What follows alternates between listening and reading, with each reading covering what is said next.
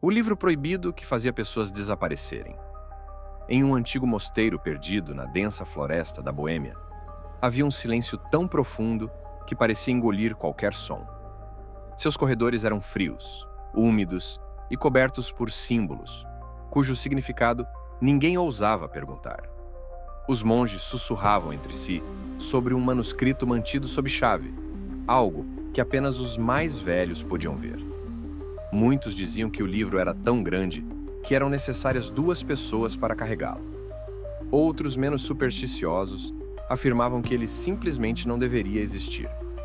Seu nome mudou ao longo dos séculos. Alguns o chamavam de Livro do Pecado, outros de Manuscrito das Sombras. Mas para aqueles que realmente o viram, tinha um nome mais simples e muito mais assustador: o Livro Gigante. Diz a lenda que foi escrito por um único monge condenado ao isolamento eterno por quebrar votos sagrados, que jurou produzir a maior obra da história em apenas uma noite. Quando percebeu que era impossível, desesperado e com medo da morte, supostamente fez um pacto com algo que ninguém deveria nomear. Ao final daquela noite, o livro estava pronto. As paredes do mosteiro, no entanto, nunca mais foram as mesmas. Décadas depois, partes do manuscrito começaram a atrair a atenção de nobres, colecionadores e estudiosos. Dentro dele, havia páginas sobre astronomia avançada, exorcismos, medicina medieval, heresias documentadas, diagramas místicos e orações proibidas. Mas o que mais aterrorizava as pessoas eram as ilustrações. Criaturas deformadas, rostos que pareciam observá-las. Símbolos circulares que mudavam conforme a luz. Quem olhasse para essas imagens por tempo demais, jurava ouvir batidas nas paredes. E as batidas respondiam perguntas. O primeiro desaparecimento oficial ocorreu quando o jovem irmão Lucas pediu para estudar o manuscrito. Ele era brilhante, disciplinado e extremamente curioso. Permitiu-se que o examinasse por alguns dias. Na terceira noite, um grito ecoou pelos corredores. Quando os monges correram para a biblioteca, Lucas havia desaparecido. As páginas do manuscrito foram encontradas viradas, como se tivessem sido folheadas às pressas. E no chão, apenas uma pena antiga ainda pingando tinta. A igreja ordenou silêncio. Com o tempo, chegaram relatos de cidades próximas. Homens e mulheres tinham sonhos idênticos. Uma sombra folheando páginas infinitas, enquanto sussurrava nomes. Nomes que, coincidentemente, pertenciam a pessoas que desapareceriam nos meses seguintes. Famílias inteiras começaram a viajar quilômetros para buscar bênçãos dos monges. Alguns afirmavam sentir uma presença, observando pelas frestas das portas. Quando a peste negra atingiu a região, o mosteiro começou a receber dezenas de pessoas implorando por cura. Muitos relataram que tocar o manuscrito reduzia sua febre. Mas, nas semanas seguintes, 5 desses visitantes desapareceram sem deixar rastros. Alguns culparam ladrões, mas o padrão era claro. Todos haviam tocado a mesma página. O medo se espalhou como doença.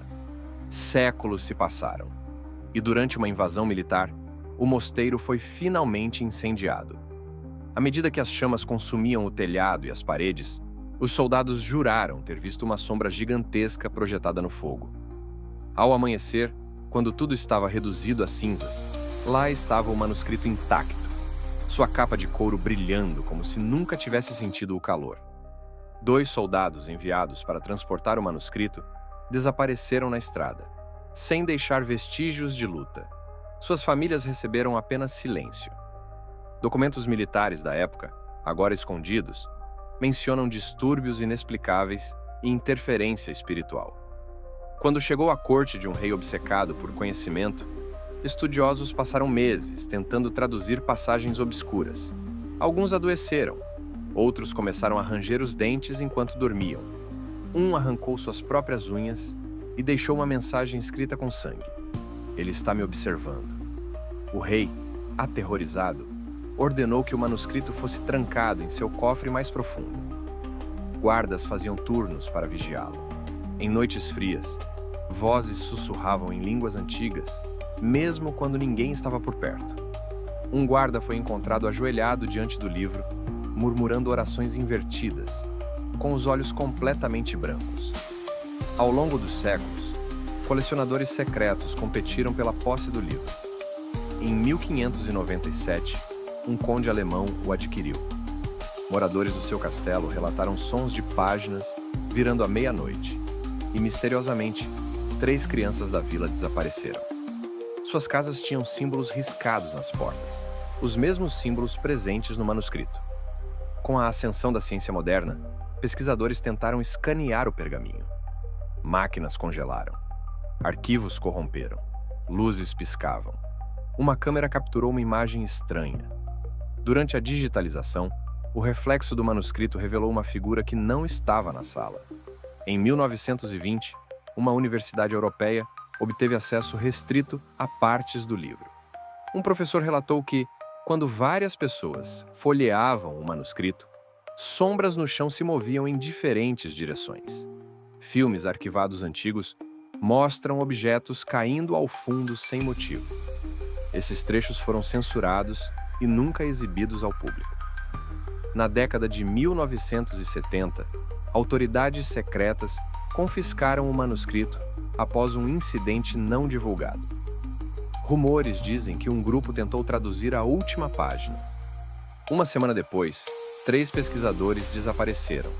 Seus nomes foram apagados de registros acadêmicos, fotografias e diplomas, como se nunca tivessem existido. Hoje, especialistas afirmam que as últimas páginas estão em branco, mas a luz ultravioleta revela marcas invisíveis, como se o livro ainda estivesse sendo escrito por mãos que ninguém pode ver. E então, vem o detalhe que poucos ousam mencionar. Este manuscrito não contém apenas um conteúdo estranho. Ele possui uma assinatura. Marcas sutis sugerem uma autoria que textos sagrados evitam mencionar. Quando paleógrafos analisaram o estilo, concluíram que o monge foi supostamente ajudado por algo que lhe permitiu trabalhar a noite toda sem descanso. Em uma ilustração central, mostra um ser colossal com língua bifurcada, olhos enormes e mãos segurando pessoas minúsculas como brinquedos. Abaixo da figura, uma frase desbotada pelo tempo, parcialmente traduzida: "Conhecimento proibido exige o corpo." Mas o detalhe final é o mais perturbador. Este manuscrito não é uma invenção moderna. Ele existe. Está preservado em documentos oficiais que confirmam sua localização. Biblioteca Nacional da Suécia. Qualquer pessoa pode vê-lo através de vidro reforçado, mas ninguém pode tocá-lo. Seu nome oficial é Codex Gigas, popularmente conhecido como a Bíblia do Diabo. E todos os incidentes relatados ao longo dos séculos são registros reais e testemunhos preservados. Até hoje, especialistas não entendem como um monge poderia ter escrito mais de 300 páginas com caligrafia perfeita em apenas uma noite. Considerando o tempo necessário, seria humanamente impossível. A explicação histórica não existe, mas os monges da época sabiam que o preço foi pago. Agora eu pergunto a você: se estivesse diante deste livro, você viraria a página? Gostou? Inscreva-se agora, curta e compartilhe.